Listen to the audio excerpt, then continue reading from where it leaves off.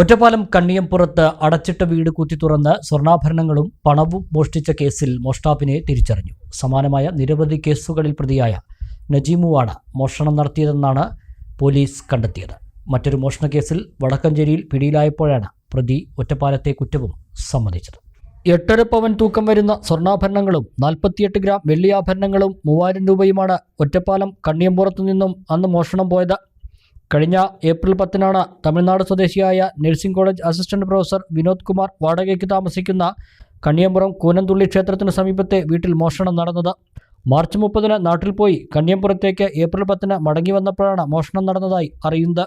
വീട് വിട്ട് നാട്ടിലേക്ക് പോകാനുള്ള ഒരുക്കത്തിലായിരുന്നു ഈ കുടുംബം. അപ്പോഴാണ് കിടപ്പുമുറിയിലെ അലമാരയും ഉള്ളിലെ അറയും പൊളിച്ച് സ്വർണം വെള്ളി ആഭരണങ്ങൾ മോഷ്ടിച്ചത്. അവിടെ ഉണ്ടായിരുന്ന പേഴ്സിൽ നിന്ന് 3000 രൂപയും മോഷ്ടിച്ച കേസിലാണ് ഇപ്പോൾ പ്രതിയെ തിരിച്ചറിഞ്ഞിട്ടുള്ളത്. വിവിധ സ്റ്റേഷനുകളിലായി 25ഓളം മോഷണ കേസുകളിൽ ഉൾപ്പെട്ടിട്ടുള്ള നബീമുവിനെ ആദ്യം കോട്ടയം പോലീസാണ് പിടികൂടിയത്.